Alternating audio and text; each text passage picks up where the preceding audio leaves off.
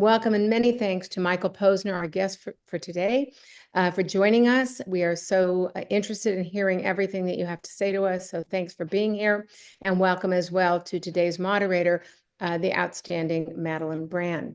Next Wednesday, March 12th, we celebrate the end of the 5th year of America at a Crossroads with our annual anniversary guest, the brilliant and prolific journalist Jennifer Rubin. Jennifer was formerly of the Washington Post and currently at the Contrarian. The Contrarian, which can be found on Substack, is a feisty, bold site with lots of impressive contributors on topics near and dear to this audience. Jennifer co-founded the site with Norm Eisen, who has spoken several times as well to us at America at a Crossroads. In the email you'll get right after the program tonight, there's more information about the Contrarian, and it would be really interesting to look at that website and Substack, I should say, before next week's program.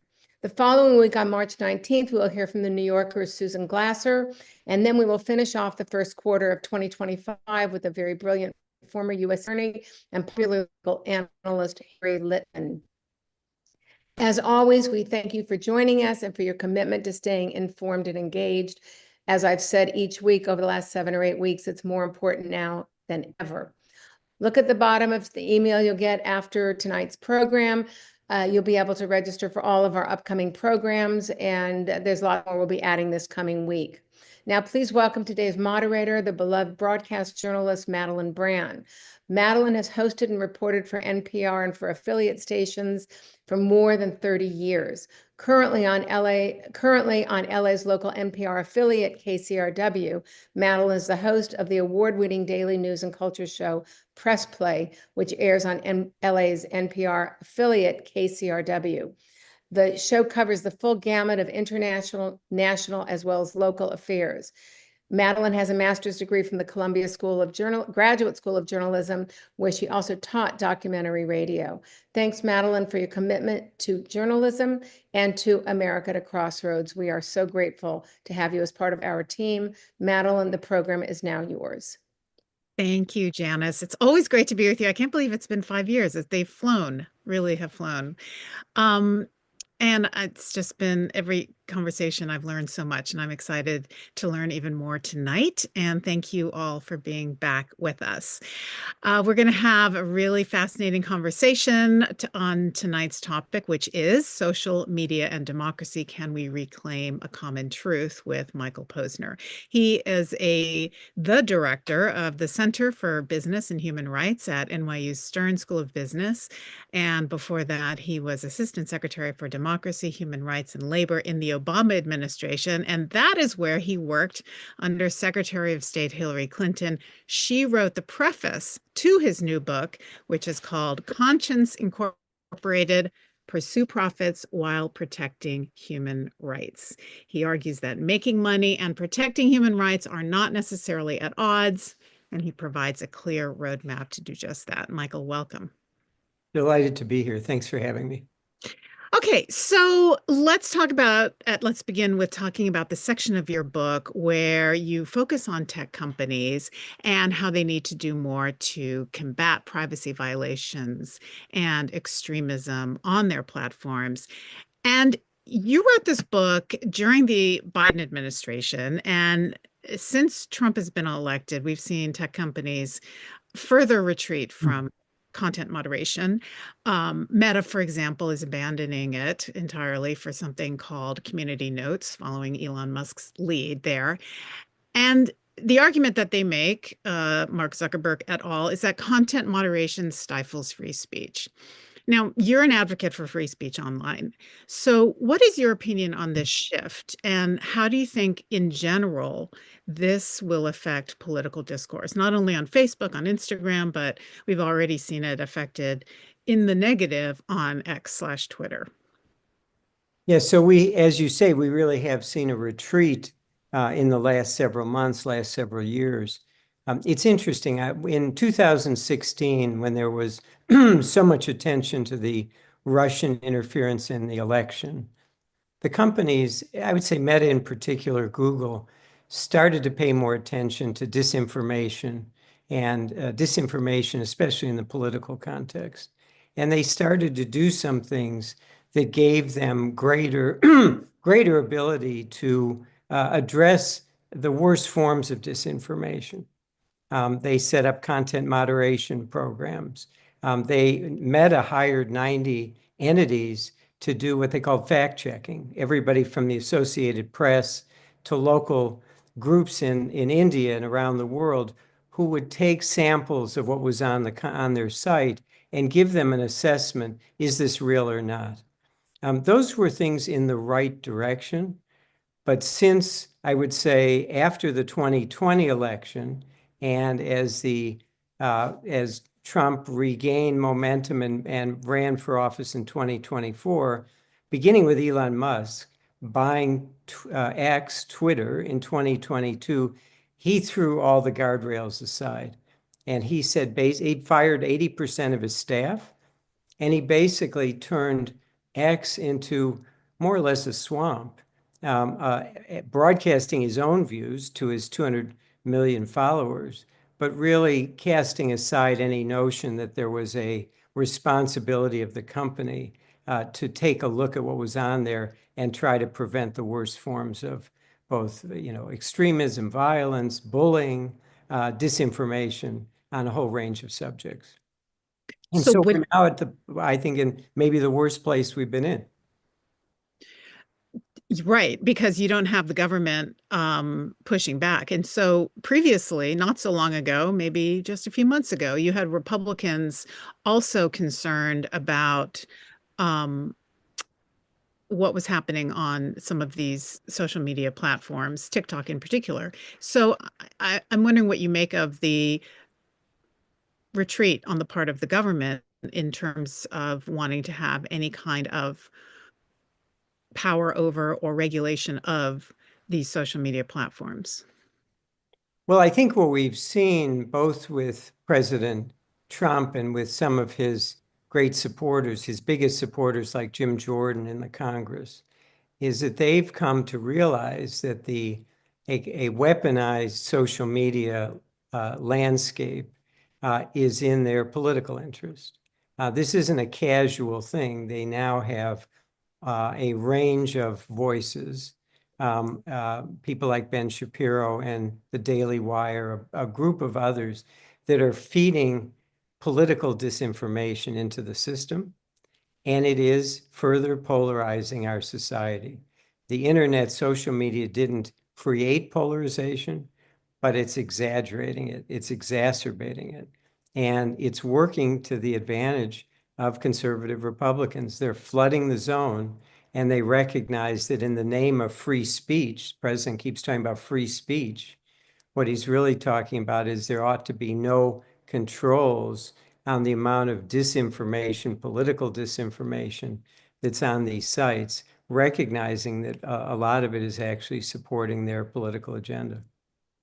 What about TikTok? So there was a moment, again, not so long ago, even President Trump wanted to ban TikTok. And that seemed to be a bipartisan agreement. There was actually legislation put in place, and that legislation is being ignored. What do you think is going on there? And do you think that TikTok should be banned? Do you see it as a national security threat?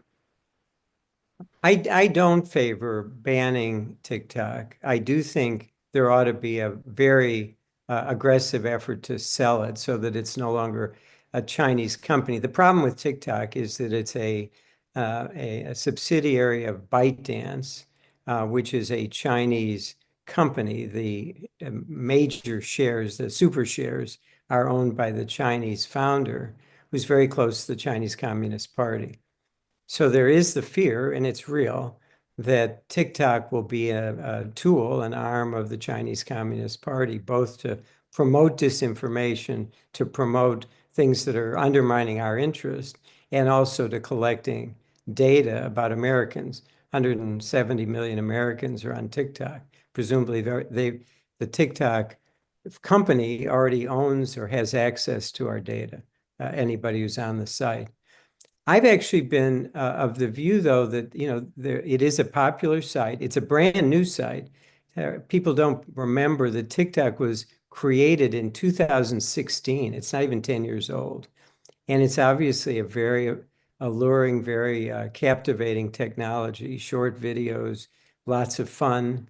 But it's also now a major purveyor of news and a lot of disinformation. And so I think it's really essential, and this is what Congress called for, that there is a concerted effort to get the TikTok subsidiary of ByteDance to be a separate company, either owned by a U.S. Entity or entities or owned by people outside of China. I don't think that's a lost cause, but it's going to take some work, and right now it's in limbo. Right. And do you expect it to continue to be in limbo? Because it doesn't seem to be on the top of anyone's agenda at the White House. Well, at one point, the president, Trump, said we ought to set up a sovereign wealth fund in the United States, and its first purchase ought to be TikTok. That didn't make me very comfortable either. But at this point, it seems that there's so many things going on every day, it's hard to keep track. But it doesn't seem that selling TikTok is at the top of anybody's agenda. So it carries on. People continue to use it. And in effect, the congressional mandate is being ignored. Yeah. And so do you think that that is a threat to national security then? The fact that no one is really paying attention to it and it's been allowed to just carry on as it were? Because it was, this time last year, people were saying this is a terrible threat to national security. And it appears that the concern has abated. I guess I come out on the other side of that. Yes, I think there's a threat. I think it's both a threat that the owners of ByteDance are going to, in effect, weaponize the platform and start promoting propaganda into the United States. We haven't seen that so much to date. The other threat, which is real, is that the 170 million Americans that are on TikTok have basically given their data, their personal data, over to this company. They've already done it. And so I guess I come out still hoping, maybe I'm an eternal optimist, but I still would hope, I think it would be a shame to shut it down. And there'd be a lot of unhappy, especially young people who use it every day. And I do think it ought to become a higher priority to get it out of the hands of the Chinese government and make it a more independent entity. And then I think we can have the discussion of how they do content moderation and the like. One of the challenges is that the technology is Chinese, the engineers are Chinese. So even if they sell it, they're going to need to figure out how to wean themselves of those engineers and that technology. It's brilliant technology, and it's taken over a pretty major role in a very short amount of time. It ought not to be part of the Chinese government. Where do you see the biggest problem when it comes to, extremist and biased in political information, lack of content moderation online? Do you see it on the major social media platforms? Do you see it on gaming websites? Do you see it in other places? I see it everywhere. But if you force me to choose, I would say the major social media platforms, I would say in particular Meta, Google, which is YouTube, X, which is the former Twitter, they have abdicated responsibility for seriously moderating content that they know is harmful. And in my judgment, I teach at a business school. I look at their business model. I've spent a lot of time talking to people in those companies, reading. We've done our own research on this. The model is engagement. They're basically advertising companies, and they're making hundreds of billions of dollars every year. We're the product, by the way. They're selling advertisers our data and our names. And so the secret sauce, the algorithms, are basically feeding us, pushing us into the kinds of content that will stir our emotions, because they know, we all know, that what gets somebody online and keeps them online is an emotional connection, a rage, a fear. Negative emotions trump positive emotions, and hate and fear at the top of the list. So Mark Zuckerberg will say, we're just giving people what they want. We know what people gravitate towards, to engage is this kind of hateful, fearful content. That's not good for our society, but that's where the algorithms are driving us. And so my biggest fear is that the companies have put their bottom line ahead of what's good for society. I think they know full well that they are part of an ecosystem where we are increasingly at each other's throats. We're increasingly polarized. We increasingly have different sets of facts. And it's not coincidental. Again, the internet didn't create that, but it's made it much worse. And the companies are not doing what I think they need to do to bring some order to that, to create some guardrails. That to me is the central problem. What is going to force them to do that? Well, for a long time, I started working on this. I actually started working on these issues as a big ally of the social media companies when I was in when I was in the government. I worked with Secretary Clinton, wrote 3 speeches on internet freedom. We called the internet the town hall of the 21st century. We were evangelists. We were very excited about it. And Sounds so I was naive, involved. sweet now. Yeah, and That's we cool. sort of said in passing, well, there may be some problems, but I was in Egypt before, during, and after the Arab Spring. I saw how people were mobilized and took to the streets and overturned a repressive government after 30 years. So we saw the power of the internet as a tool for political engagement, for mobilization, and all of that. We didn't really anticipate as much as we should have that there would be so many no-goodniks, so many people that would be essentially get onto the fact this is a tool for good or ill. And the companies, I think, early on were probably a little alarmed as well as they saw their numbers grow. Again, the advertising dollars were growing by leaps and bounds. And as they realized, I think, that this was a key, this was their secret sauce to keep people agitated, they became less enthusiastic about talking to folks like me about how you moderate content. And so I guess your question is, where do we go from here? Until 2017 or 18 or 19, I would have said the companies have a lot of good people. They're smart people. They can make a whole lot of money and run their companies more responsibly. I don't believe that they're going to do that now. And so the answer to your question is we need some combination of governments inserting themselves. It's not going to be the US federal government in the Trump administration, but it's going to be some US states, California among them. And most importantly, it's going to be the Europeans. Are they doing that now, the Europeans? Yeah, the European Union 2 years ago passed something called the Digital Safety Act, which is basically created a framework, a regulatory framework under the auspices of the European Union for the 27 European countries that are part of it. And they are beginning to investigate and really put some pressure on these companies, both to be more transparent, which is a starting place. What are those algorithms? How do they work? What are they taught to do?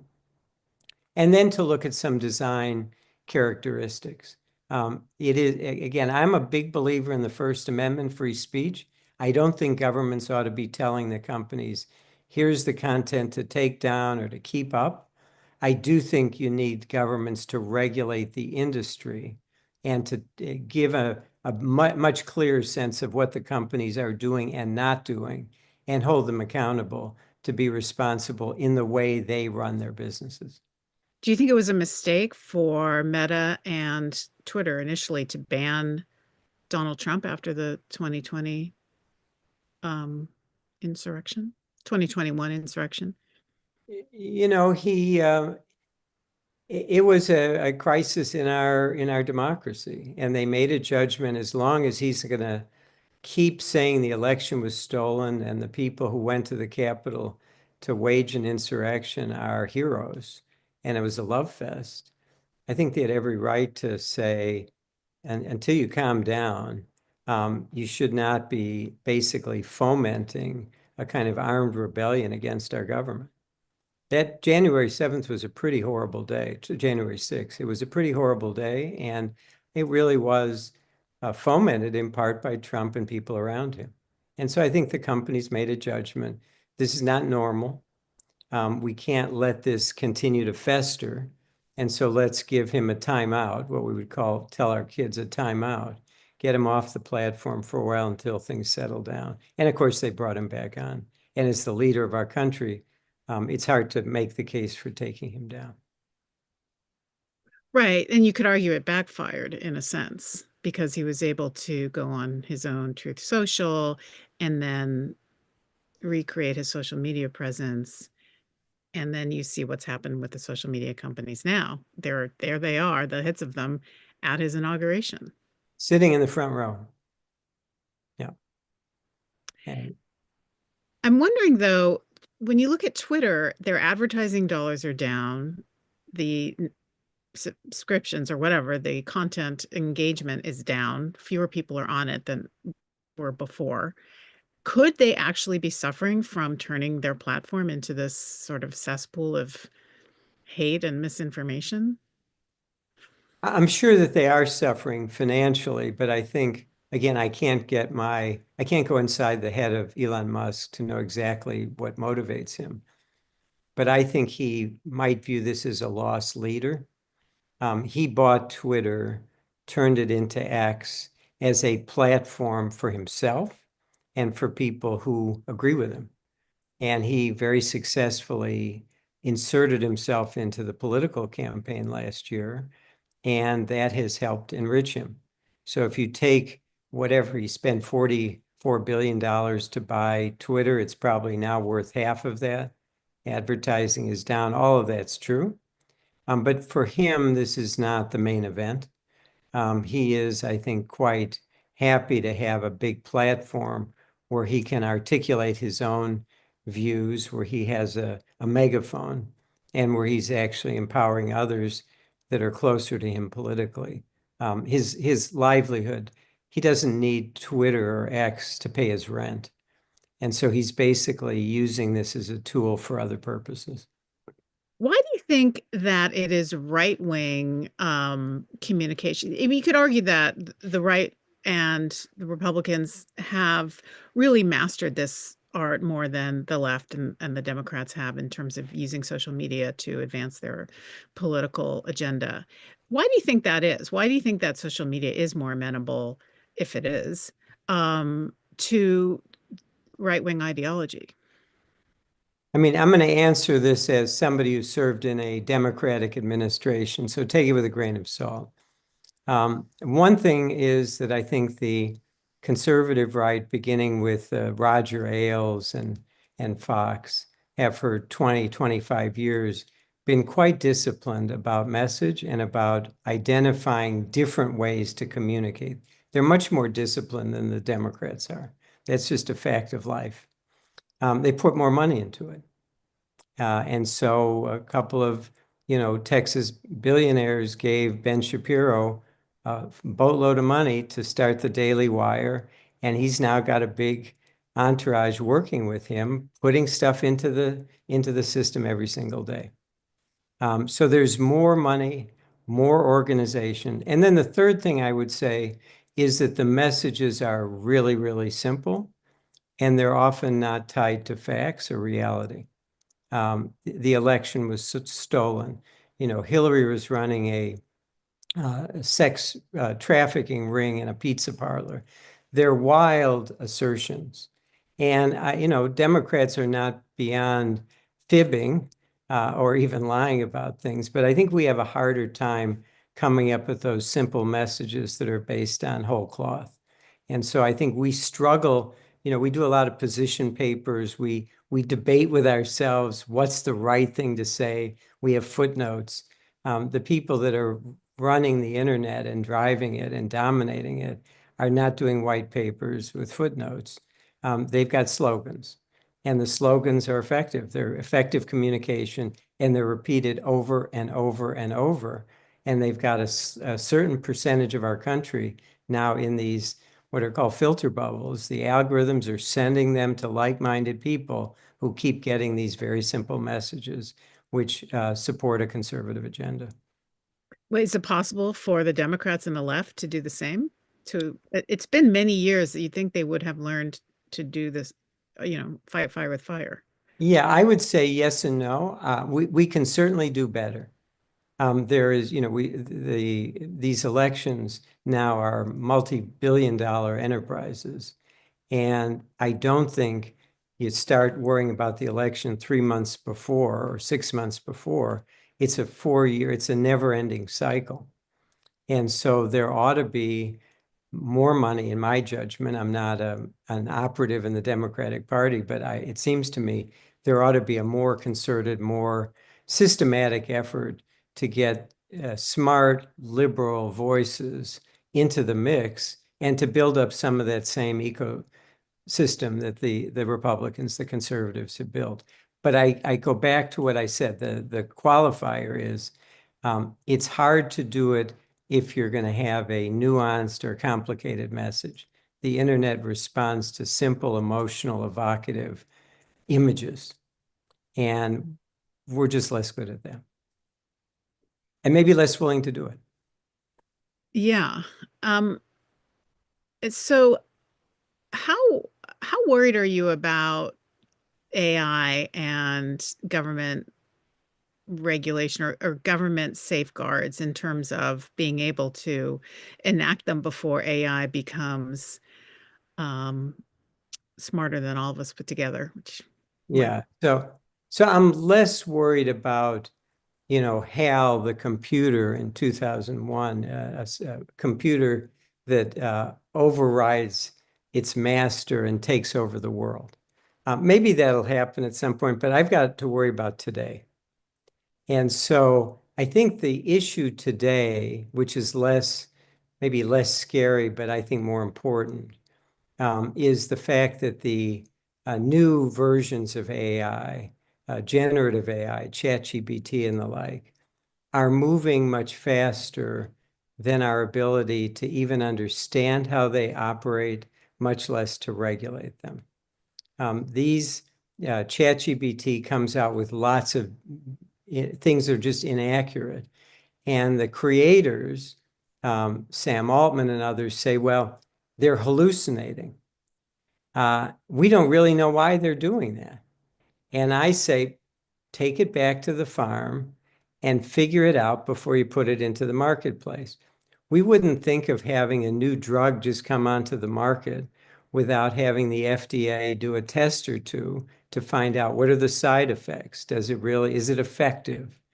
We ought to treat AI, the new generations of AI, in the same way. These are powerful technologies. They're building on what I've been talking about. They're going to amplify some of the challenges that social media has already put in front of us. But the companies that are competing like crazy for a share of the market need to slow down. This is the same mentality that brought Mark Zuckerberg, move fast and break things. We ought to move slow, get it right, and then put things onto the market when they're mature. There's so much money at stake here that I'm afraid that the companies are so eager just to not lose the moment that they're experimenting and learning while the stuff's already out there.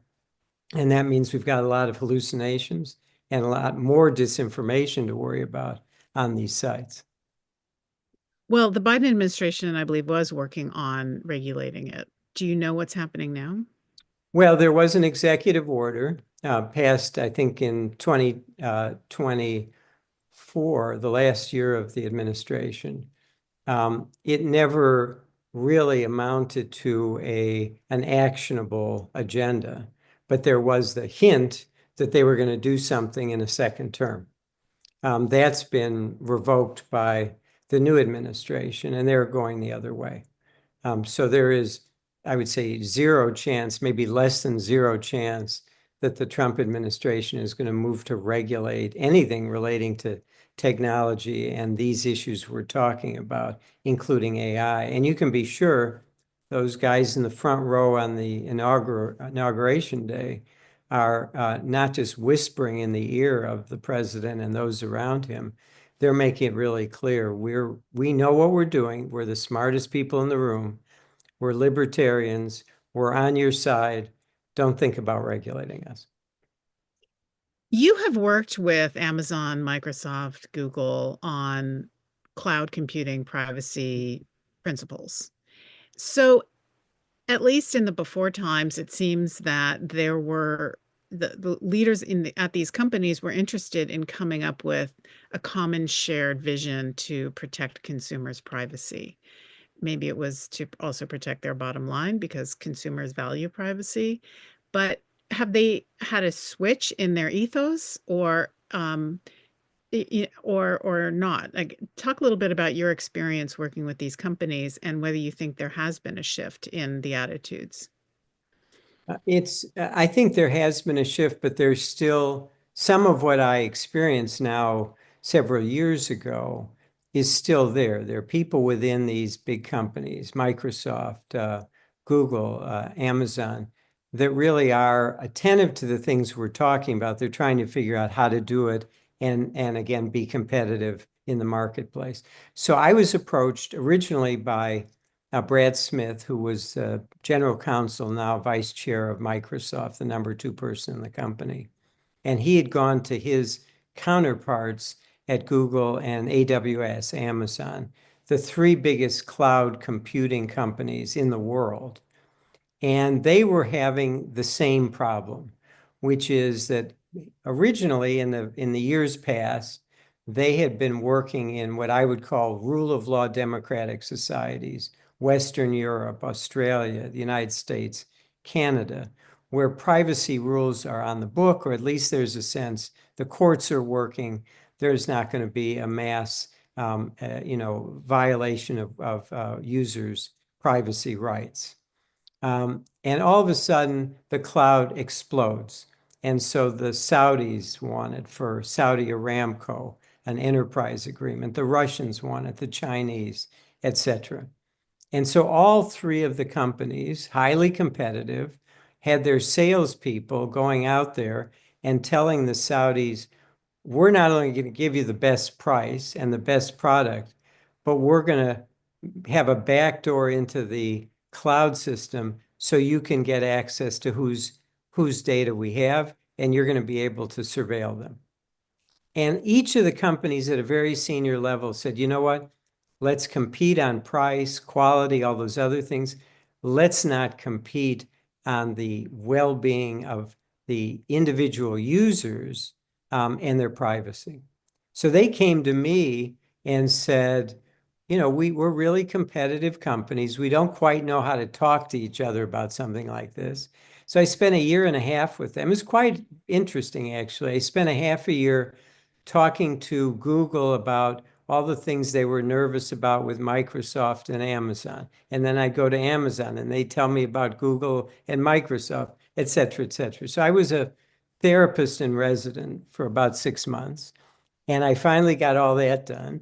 And we brought everybody together. And it turned out they agreed. This was something where they could come up with a couple of pages of a statement of privacy in a way that wouldn't disadvantage any of them. They'd all be doing the same thing.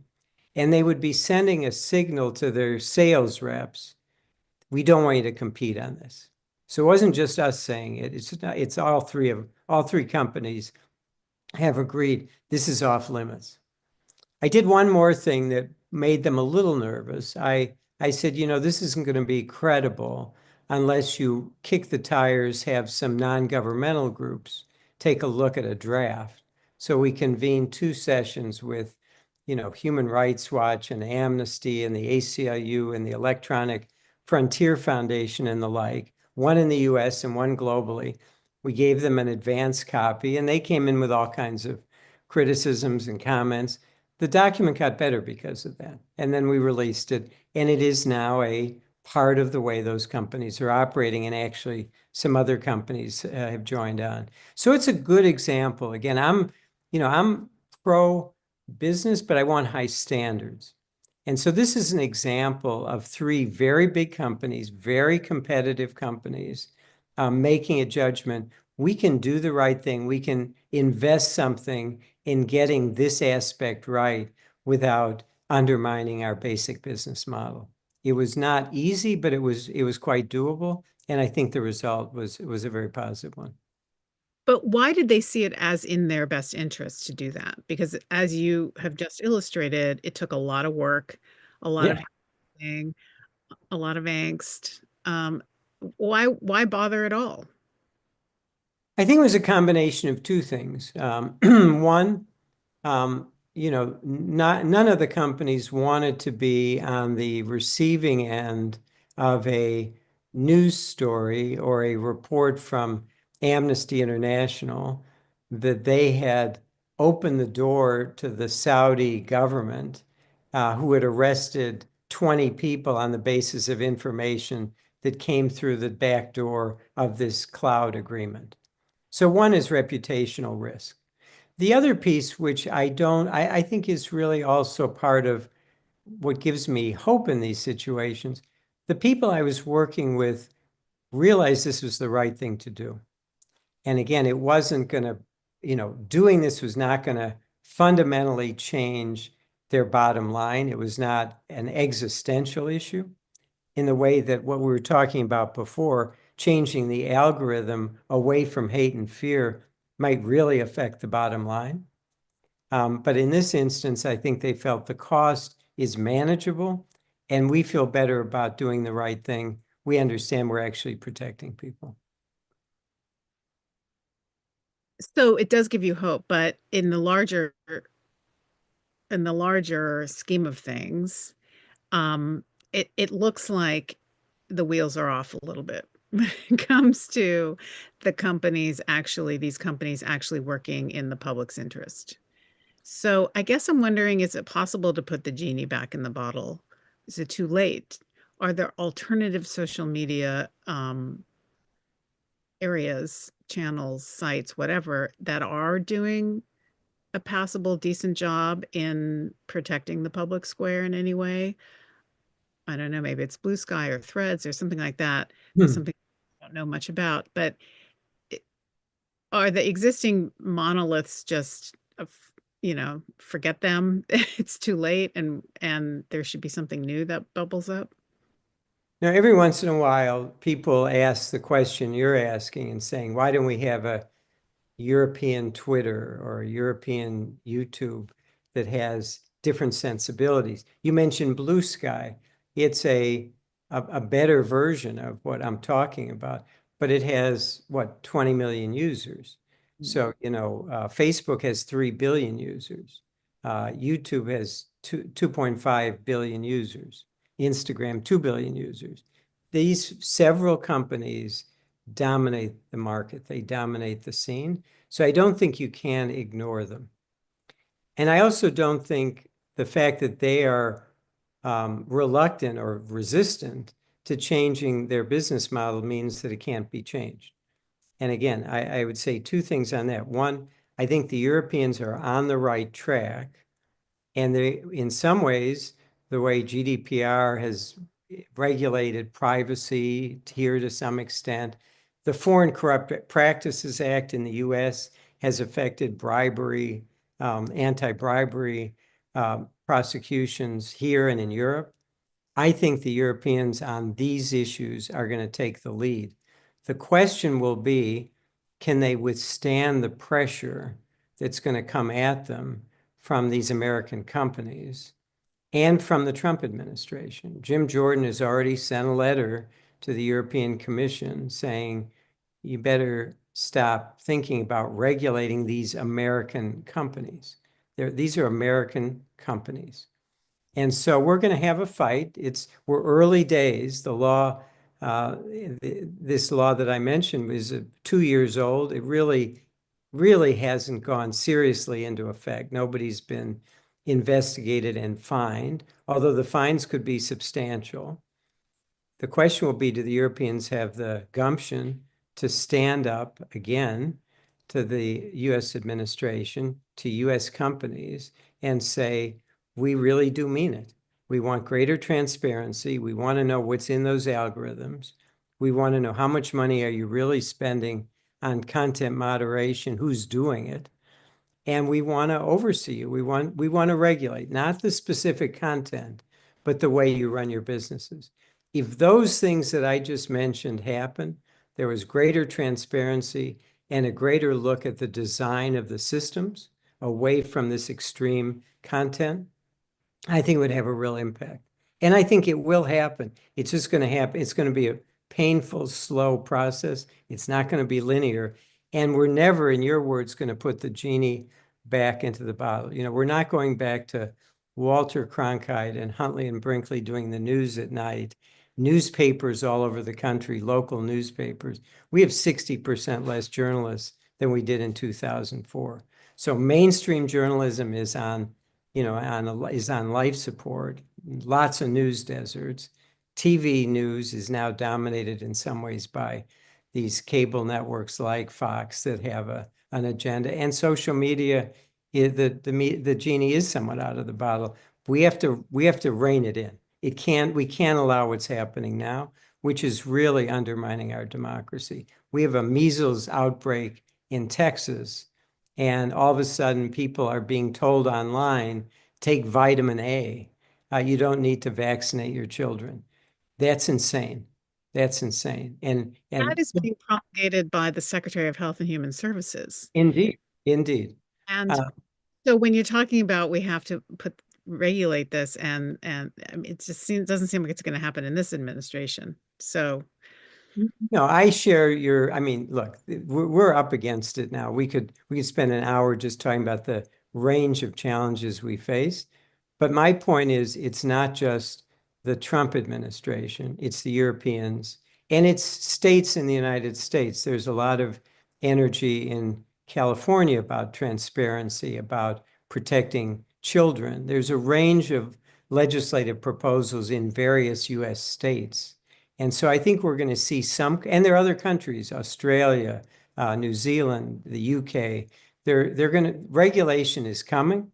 And as much as the social media companies think they're the smartest people on earth and they don't need anybody telling them what to do, they've proven that they need somebody to tell them what to do and to oversee the way they behave. okay, let's get to a few questions, getting lots of questions from our audience. And let's see, we have the current administration. Jan says the current administration has made it clear that global human rights is of no interest to them. During the next years, do you have thoughts about whether any type of human rights advocacy could be effective in light of the administration's disinterest in the cause? Where should that advocacy be directed? In general, I agree with the premise of the question. It's certainly been, you know, we're 6 weeks in, and the dismantling, the effort to dismantle USAID, foreign assistance, the rhetoric of the president is all quite negative. That's not consistent with the views of most Americans. People do care about religious freedom. They do care about human rights in, you pick it, Cuba, Venezuela, Iran, China, Russia. And so we have a very transactional president and some people around him that are hell-bent on hollowing out the government. The first instincts are all quite terrible. But as we move along here, we're going to find out that there are communities in the United States, the Cubans in Miami, the Vietnamese in Los Angeles, the Ukrainians in the Midwest, and lots of other people, lots of Americans, left, right, and center, who actually do care about individual liberty, do care about religious freedom, do care about people suffering. So I think it's too early to say it's gone, but for sure we're in a very defensive posture. And I think the initial instinct is, let's get rid of anything to do with foreign anything. Let's get rid of foreign aid. Let's forget about the Ukrainians. Let's forget about these issues that are regarded as liberal Joe Biden issues. And I think as we move along here in 6 months, I think we're going to see some pushback against that from Republicans in the Congress, and more importantly, from people around the country. Well, there was pushback today at the Supreme Court.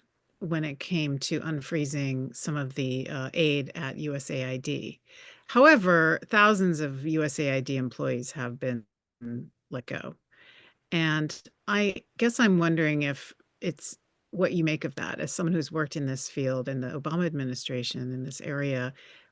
What's going to happen if there really isn't functionally a USAID? And can private individuals, nonprofits, even corporations make up any of the difference? You know, one of the things that USAID does uniquely, importantly, is provide basic health care to people, desperate people in the poorest parts of the world. There are millions of people tonight who aren't getting their, HIV treatments or their malaria treatments. They're gonna get sick. They're gonna die. And as much as we have very rich people in the United States, like Bill Gates, who's going to try to fill that void, USAID had a budget of $44 billion a year. That's a big number. And so, at the end of the day, for me, and I think, if cooler heads ever prevail in these discussions, I don't know where Marco Rubio is. He seems missing in action. This is in the U.S. national interest. Those bags of wheat that say a gift from the people of the United States, that buys a heck of a lot of goodwill. The fact that so many health providers, so many, people in desperate poverty understand that the U.S. has been their main benefactor for years, for decades. If we leave, the Chinese and others are going to occupy the space. That's not in our interest. So this is so short-sighted. Most people think, when they do the surveys, foreign aid, 30% of our budget. It's 0.7%. It's not even 1% of our budget. And so this is form over substance. It's rhetoric over smart policy making. It's reflexive action, just saying, we're going to hollow out the government. We're going to take dramatic action. Hopefully, at some point, people are going to sit down in this administration and say, you know what, we moved too quickly. We can't be without a foreign aid program. We've had it for a long, long time, and it served our interests. It may not happen. I'm not guaranteeing it, but I do think in a whole range of places, we're seeing the administration acting so precipitously and so recklessly. And so in such an uninformed way, Elon Musk and a bunch of 20-year-old hackers rifling through agencies without even a sense of who they're dismissing and what role they play. We benefit as a society, business benefits as a society, because we have strong institutions that protect us, strong institutions that provide for the rule of law, for stability, for making our country successful and working. We benefit from all those foreign students that come to the United States because we have the best educational system. We have the best scientific machine. If we're going to tear all that apart, we will no longer be the country that we've grown up in, and it will not be to our interest or our benefit. As someone who worked in the Obama administration, how do you think the Democrats are? I'm asking you to put on a political hat right now. How do you assess their response to all of this, and what would you like to see from them?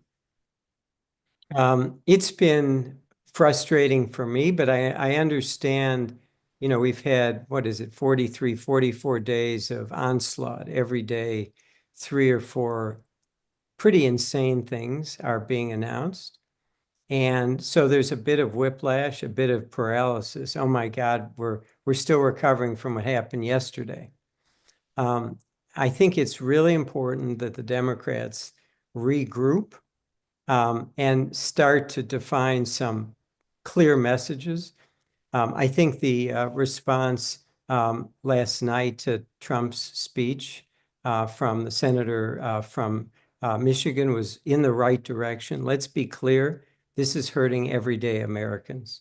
I think every day there ought to be some Democratic voice giving voice and example. What exactly does it mean for a farmer in Kansas if you have a tariff against China and the Chinese stop buying Kansas wheat? What does it mean to the auto worker if we shut down auto production or make it so much more expensive that American automakers start to lose money? We've got to make the case to the American people. The government is not their enemy. Their excesses. We've got to be honest about the weaknesses of a bloated government or a government that's not efficient. But we also have to make the case for good government being in the interest of a vast majority of Americans. So one thing is we have to be clear. We got to get the message out. And then I would say the harder part is we've got to revisit some of the things that we've debated internally for a lot of years. Immigration policy. Clearly, there is a need for border control, but at the same time, we've got to have a system that really does provide protection for refugees and people seeking asylum. We can balance those two things, but the Democrats have been cast and to some extent have been a party that hasn't been attentive enough to what's smart border control look like. How do you do both the maintaining of that control and at the same time have a humane immigration policy? On a range of issues like that, I think this is a moment to regroup, to rethink, to come up with practical policies that actually make sense to most Americans.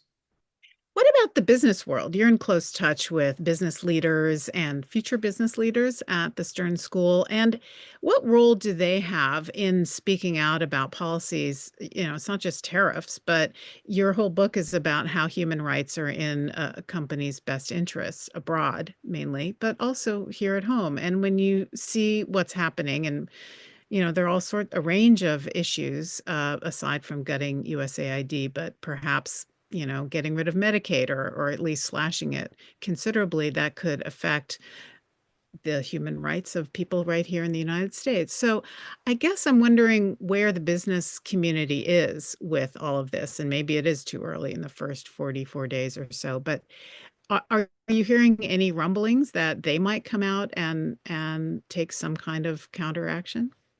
So there are two answers to that. One is, what are they saying to me privately and to each other? And the other is, what are they willing to say publicly?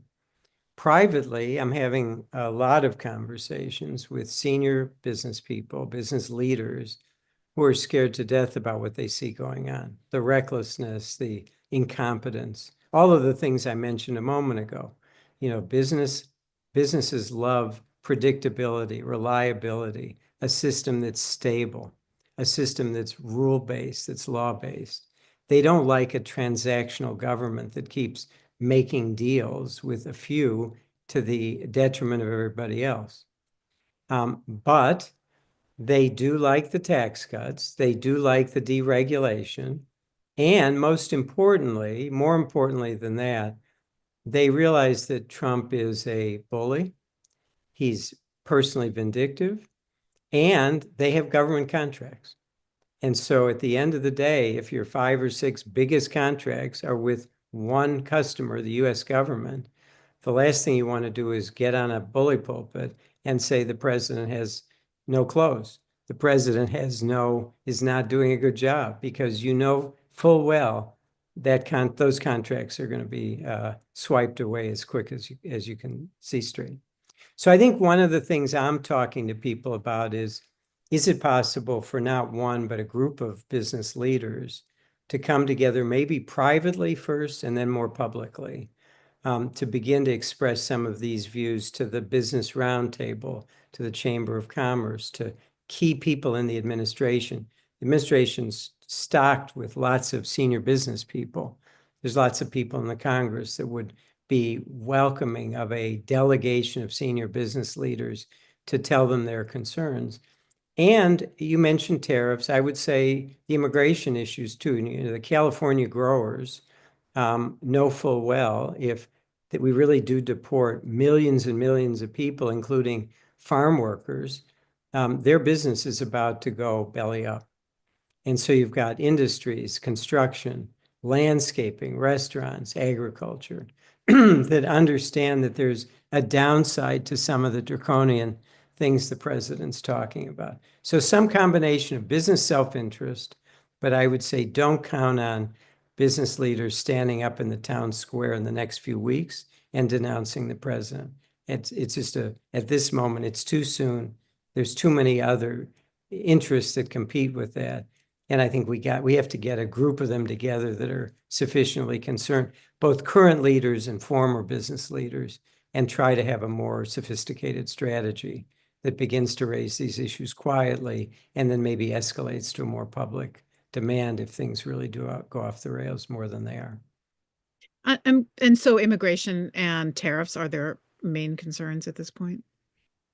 Yeah, those are the two I hear most. But I will say, I mean, the third would be brand America.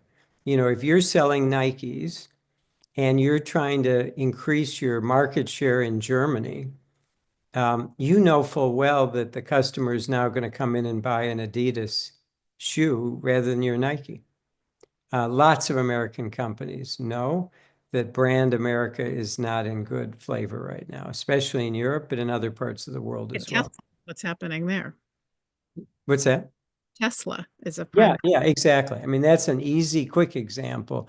But I think any consumer-facing brand is looking around and saying, oh my gosh, our consumers going to turn their backs outside of the US, and our regulators going to come after us with a vengeance, because there's a set of European laws. I mentioned the one involving the internet. There's a due diligence directive that just went into effect a few months ago. It's now being rolled out.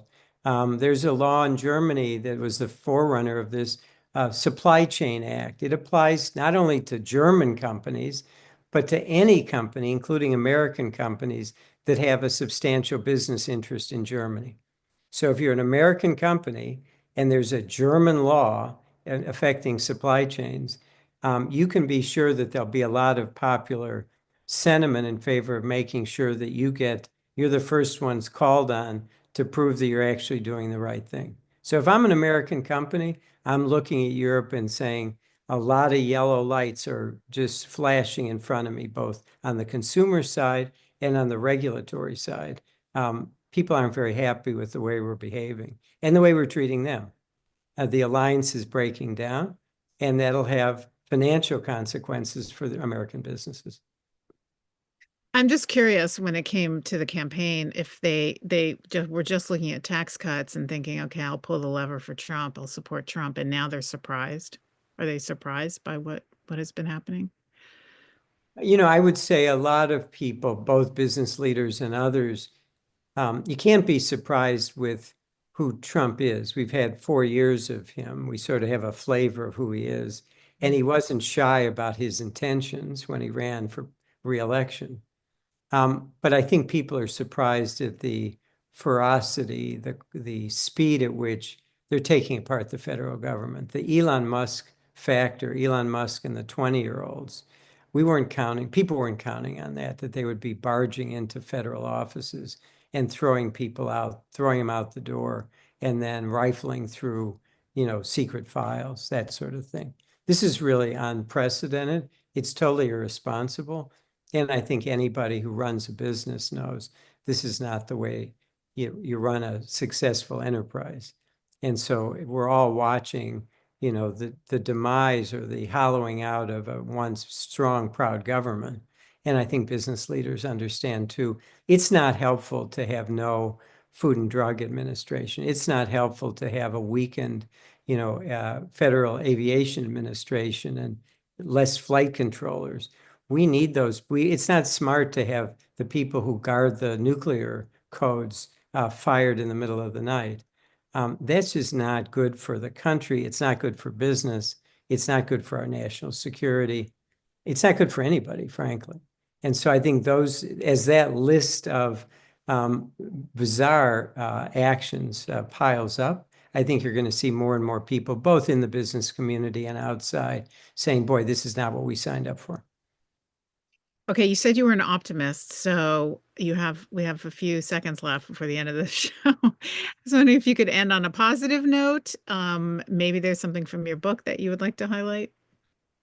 Yeah, I guess my optimism stems from having grown up in this country, having served in the US government, having been part of the educational system, this is a country with very strong institutions, with millions and millions of people that are committed to the democratic experiment that's now, 250 years old. We've succeeded as a country against all expectations because we have strong courts, we have a strong media, we have strong universities, we have strong scientific community. And we have strong military. All of those and strong religious community, all of those bedrock institutions have a lot at stake here. And so I'm betting on the people who are leading those institutions becoming part of the opposition to what's going on now, trying to reduce the harm. We're not going to turn Donald Trump into a great president. It will never happen. But mitigating the harm and getting ourselves prepared in 2 years and 4 years to fight our way back and to begin to rebuild our country. It's much easier to tear something down than to build it back, but we can do it. It's going to take a while, but ultimately I believe in American democracy, American commitment to justice, human rights, all those things. And I think most Americans want that. And I think at the end of the day, we're going to prevail. All right. Well, that's a great note to end on. Michael Posner, thank you so much. The book is called Conscience: Pursue Profits While Protecting Human Rights. This is what it looks like. Thank you so much. And it was a pleasure speaking with you. Thanks for having me. It's my pleasure. And join us again next Wednesday for our 5-year anniversary program, when American political commentator, formerly of the Washington Post and founder of The Contrarian, Jennifer Rubin, will be in conversation with Larry Mantle. The topic: can democracy and a free press survive billionaire ownership of major media? Let's hope the answer is yes. So join us then and have a great rest of your night. Bye-bye.